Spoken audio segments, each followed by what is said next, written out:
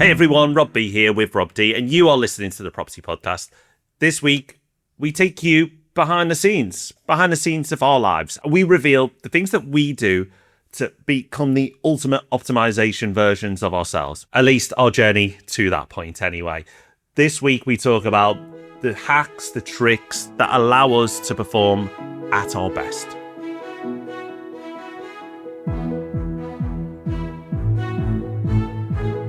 Welcome to the Property Podcast. Thank you for joining us. In case you don't know, we run a business that arranges more than £100 million worth of property deals for our clients every year. You can find out about that at propertyhub.net/invest.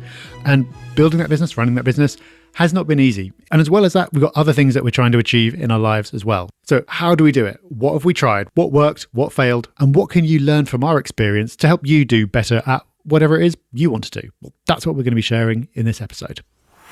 Okay, news story time. We've been saying for a long time that it's a buyer's market. Investors have the upper hand and they're using it. And now we have the data to back this up, courtesy of Hamptons. Hamptons found that 56% of offers from investors made in July were at least 10% below the asking price.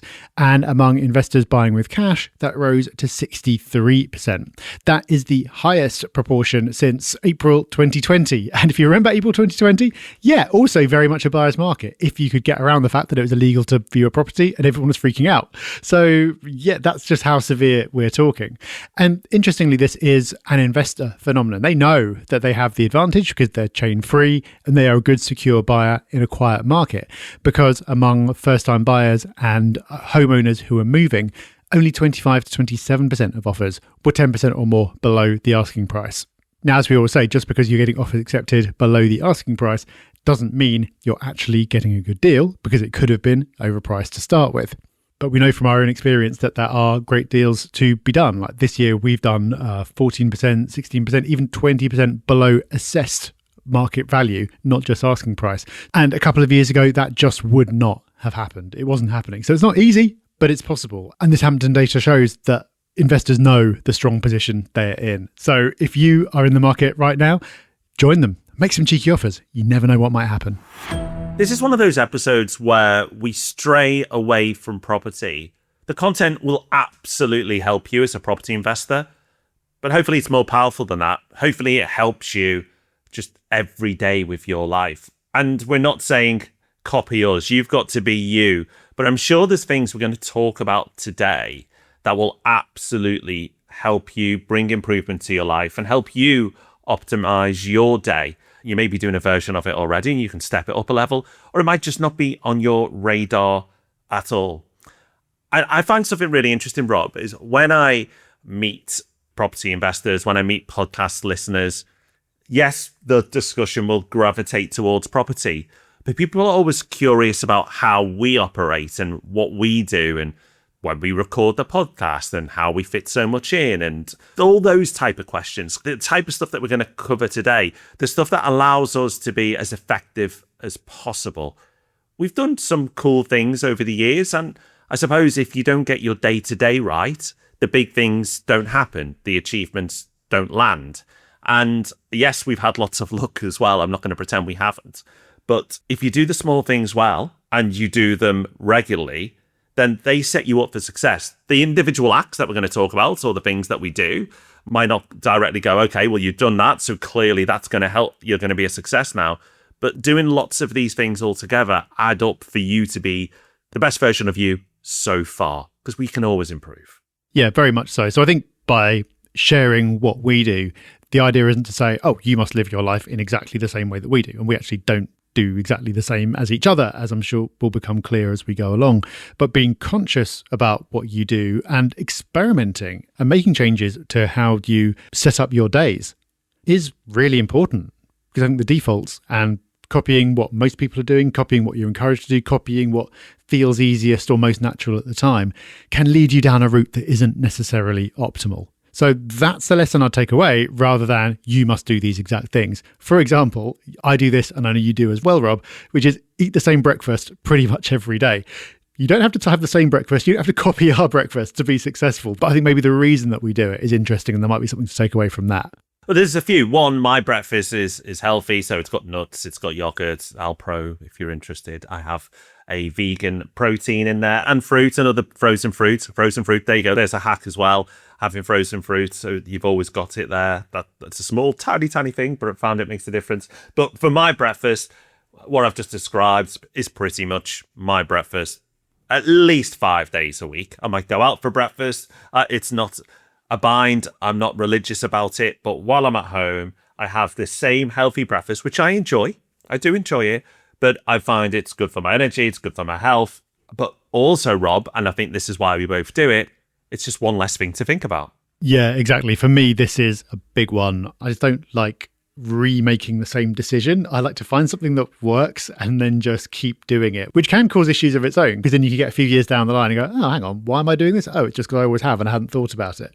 But I think just at a general level, having something that works and doing it over and over again works. So I take it further. I've got pretty much a template day. I've got how I set my day out, which is pretty much the same every day. Weekends and weekdays, of course, are different, but it makes sure that my meals are healthy. It makes sure that I exercise every day. It makes sure that work gets done.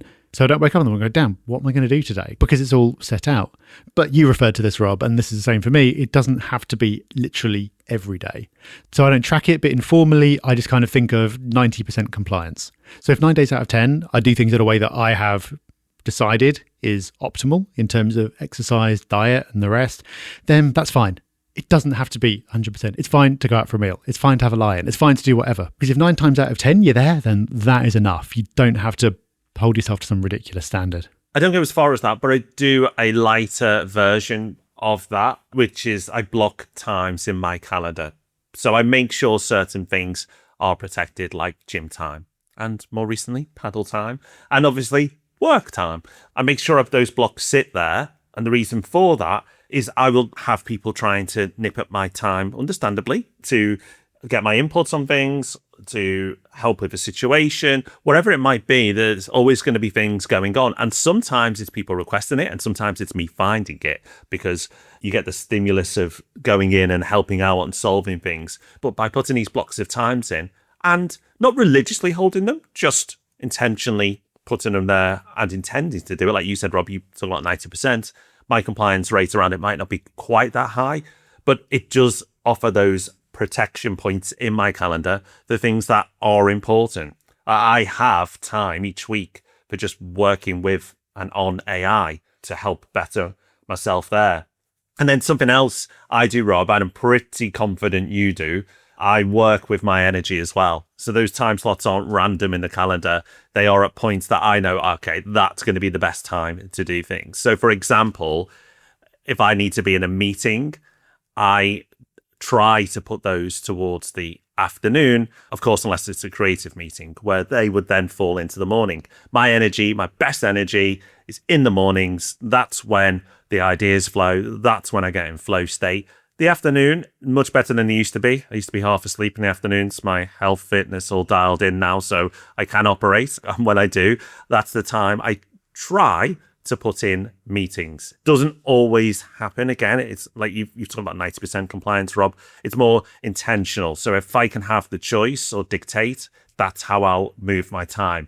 But the bigger point here, Rob, is working with your energy, knowing when you're in the best zones to do the best type of work. If you can manage to craft that, and appreciate not everybody can, but if you can manage it to structure your day that way, you are so much more effective. Yeah, exactly. And I think we do all just have wiring around this, and you probably can change it if you really want to, but it's easier to work around how you are rather than try to change how you are. So we've both talked about doing creative stuff in the morning. I know we both get up pretty early, but I wouldn't want someone to think that that's the right thing to do.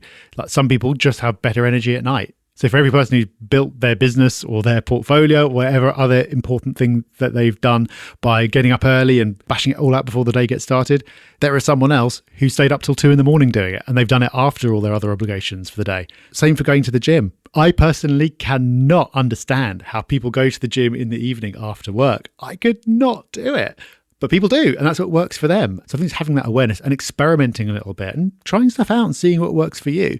It is really worth doing, because my goodness, if we did our podcast and all our creative meetings in the afternoon, we would not have got anywhere. Yeah, not even my mum would listen to that podcast. Like, it would be awful, I promise you.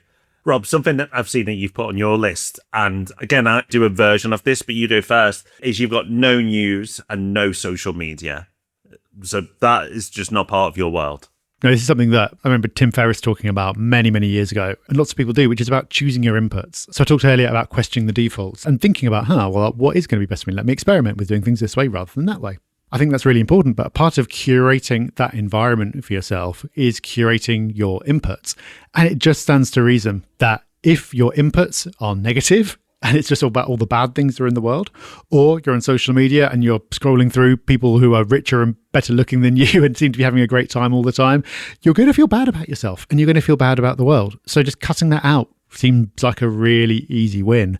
And I have phases where I'm more or less extreme about this, but I suppose mindful of it. But I feel like in the last couple of years, I've reached a point where I just don't have any interest. I don't want to do those things. And sometimes I have to engage with social media for work, but I don't like it. And sometimes I have to look at what's going on in the news because of work. But left to my own devices, I would just stay away and say what you like about algorithms, but they make it very easy to keep on giving you stuff that you have chosen that you like. So I could just go on YouTube and see an endless curated selection of things that I'm interested in that I have chosen for myself and not have any interaction with what's going on anywhere else. And yes, there are downsides to that, but I think in general, you don't have to go like no news, no social media, but less is probably going to be a good choice for most people, I'd say. I'd agree, and I can share my less version. So news, I follow the Tim Ferriss principle as well. Very occasionally, and I mean very occasionally, I'll find me on a dopamine hunt and typing in BBC News to see what's happening in the world, but it is very rare.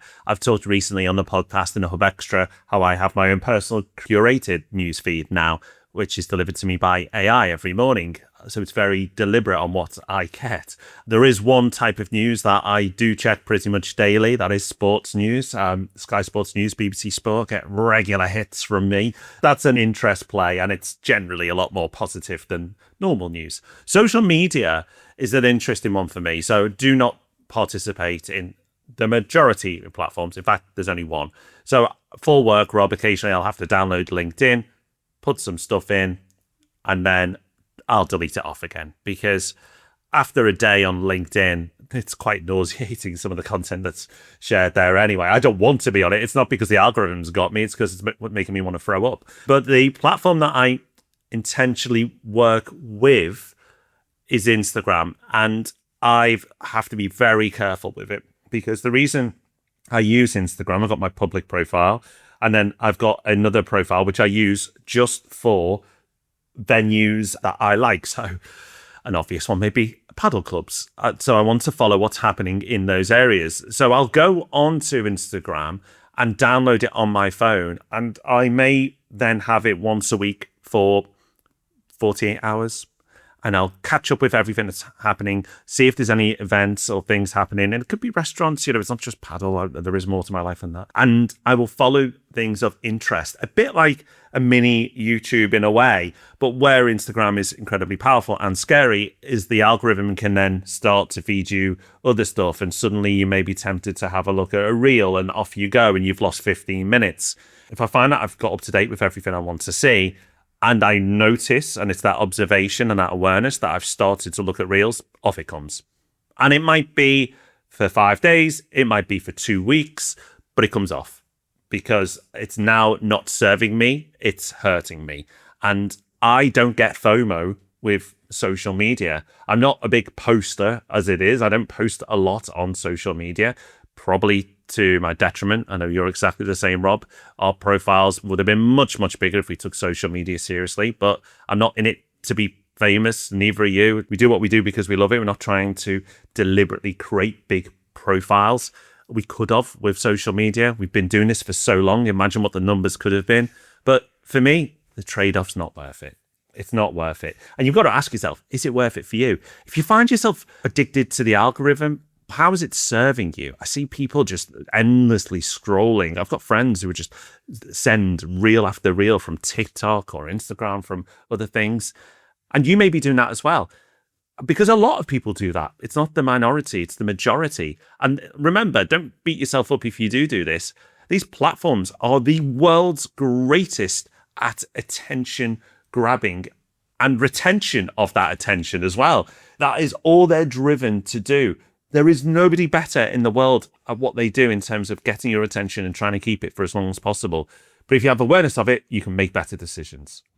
Didn't think I'd spend that long on social media, Rob, but I think it's probably worth it because we both have healthy approaches to it.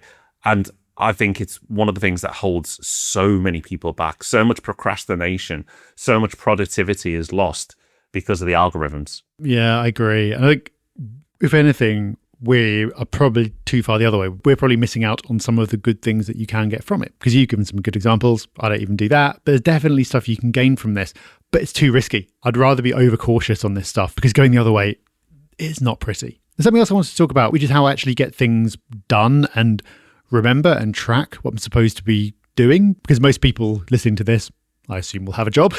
Most people will have family and friends and other obligations, and I assume will be either operating or trying to build a property portfolio. So how do you get all that done? How do you keep it all in your head? How do you track what you're supposed to be doing? And I've probably been through just about every version of this over the years, because I am the kind of weirdo who enjoys experimenting with different kind of productivity systems. But what I've ended up with is two very different approaches at the same time, which is pretty advanced use of AI plus lists on paper. So on the AI side, and I know you do this as well, Rob, I have AI recording all my meetings, got everything feeding into it. So if I need to remember, crap, what did I talk about with so-and-so last time? Or what did I say I would do about this? I can just prompt it and go and ask and get the answer. So I don't have to be keeping reams and reams of notes. I've got it tracking my projects and my next actions. And so all of that just happens. And so for me, having the need for a really sophisticated note-taking system or project tracking or anything isn't necessary anymore, because I've got AI set up so it just gets ingested, and then whatever I want to know at any given time, I can ask and it can surface things for me at the right time. But also at the same time as that, I've got a notebook in front of me on the desk with a big list of the things that I want to get done today. And for me, I've tried everything. I've tried time blocking. I've tried every app out there, but just having a list in front of me where I get the satisfaction of crossing things out as I go, there's nothing better. It keeps me focused, and it's also very visual.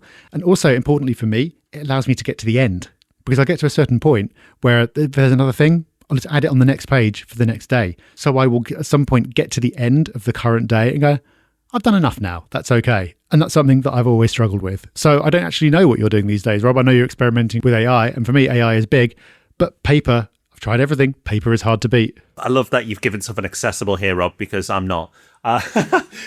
So I use AI like you, but I've taken it sounds like maybe a step further. Rob, you know me better than the vast majority of people on this planet, and I will really benefit from this system. So what I have is AI will look at my Teams messages, it will look at my emails, it will listen to my calls on Teams, sometimes phone calls as well. That's a little bit more difficult to do.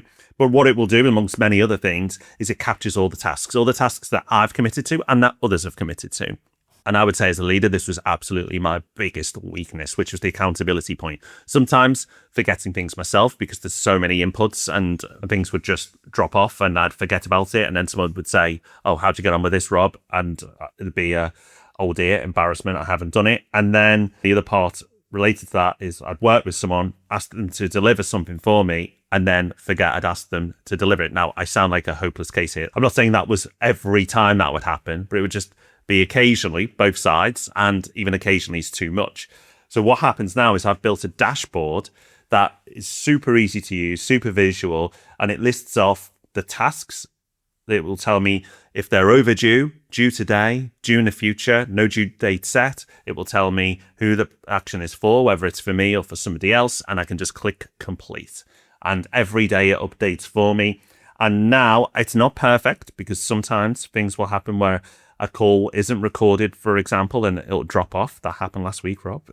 You don't have to say it, I'll say it for it. But the majority of things now, they're getting done. And AI has allowed me to focus massively on my strengths and not eliminate, but massively reduce my weaknesses as an operator. And I feel my productivity now, what I can put out because of AI, this is just one example, is absolutely phenomenal. And that dashboard is one of the key tools that I've built. Now, that may sound like super techie and hardcore to build, but anybody, and I mean anybody, could build that if you just worked with AI for a few hours going back and forward. And you don't have to say, I know how to build this. Here it is. You describe it, what I've just said. You can even take the transcript of this podcast and put it in and say, I want a version of this. Help me build it, and go back and forth until it's built. So we've talked about how to set up your day and get things done. We've talked a lot about productivity, but something I think about a lot is balance and try not to go too far in any one direction. So there's always times when you're busier at work and so other things start to suffer. And other times when maybe your family's more demanding, so you're not pushing the boundary at work. These things happen. But generally, when I'm thinking about my template day and setting up what I want to do each day, I try to get a balance in there and do at least a little something for every area that matters to me. So work and family are always in there. You kind of have to do those things. They just happen. You can always be more intentional about family and friends, of course. But for the most part, for me, they just happen. The other things that I try to fit in a little bit of every day is learning and health. So just some kind of learning, no matter how small, and the form of it can change over time. But just learning something every day for me is really big. And the other is health. So when it comes to fitness, I try and do something every day. It doesn't always have to be an epic workout session, but there's got to be something as many days as possible, recognizing, of course, that it's not always going to happen. Life gets in the way. But Rob, learning and health, I know two things that you are massive on and always have been. So I'm really curious about what you're doing in that regard. I think the health one's interesting because I have always had an interest, but I think I had the best midlife crisis ever when I turned 40, because I then just had this realization I may be physically past my peak. I actually don't know if that's the case now. I've not lost my mind. Let me explain. But I realized that I'd never really taken my health that seriously. I'd done bits and pieces, and it was like minor optimization. But that realization that I am getting older, and if I want to achieve some of the big things in my life on the more physical side of things, like adventures or sporting or things like that, the window of opportunity to do that is now shorter than it has been, and it's only going to get shorter. So what did that mean? Well, it turned that passing interest into more of a healthy obsession. And I would describe this as gamification of my health. I've talked before about getting blood work. There's so many places you can get blood work from. And once you've got that blood work, then looking at the numbers and going, right, which of these are not optimal? Which of these can be improved? It might not be that your numbers are shocking. It's just, are they elite level? Because you can get there if you want. And I have been doing my blood work for a number of years now. I was doing it pre-40, and then I've continued since. But every set of bloods I get, which is roughly 6 to 12 months apart, I look at the numbers and go, right, what can be improved? And that has made an incredible difference to my health.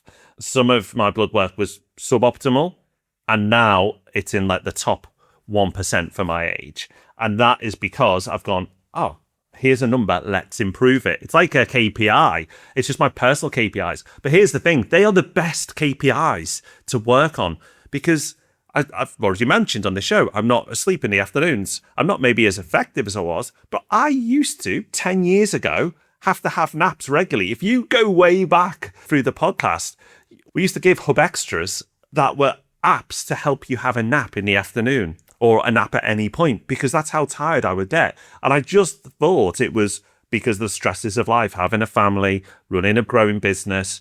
And yes, that can have an impact, but actually it was because my health wasn't right. And a very long time listener actually got me on this journey, Stephen, if you're listening. He told me very early on when he took me for lunch to, make sure I get this stuff right. And I'm so glad he had that chat with me, because that then set me off on a journey, which I feel now has put me in an incredible place. I honestly feel fitter now than I've done pretty much at any point in my adult life. And that's not just because I'm eating better and trying to move the numbers, but to move the numbers, you have to move your body and do exercise. And like you, Rob, I might not be 7 days a week, but I'm 5 or 6 days a week. I'm doing something active, like very active, whether it's gym, paddle, or something else. And that plus eating the right things, doing the right things has meant my personal KPIs have gone very much in the right direction. And I suppose you could use the word obsession, Rob, and that's how I approach learning as well. Once I get obsessed with something that's positive, which I think health is, I then go all in. So YouTube then becomes my best friend. So if it's health, that's one way of it. AI now helps. But whether it was chess and my journey to try and to be in the top 1% in the world, which I was very happy to achieve, that obsession for learning and bettering myself there. I think if you're going to be obsessive about something, learning is a great way to channel that obsession. And YouTube, AI for learning now, such an amazing combination, and podcasts of course as well, but such an amazing combination of tools are available to us all. Pick your, I think poison's the wrong word because it's so positive. Pick your purification, pick your whatever positive thing you want to focus on and go all in, because the tools to go all in on your health, on a hobby, on whatever it may be, pick a positive thing of course, are all out there. It's no longer hard to access this stuff. It's there, but you've got to be intentional. And I think that this is a lot of what we talked about today, Rob. It's intentional, isn't it? It's like making intentional decisions.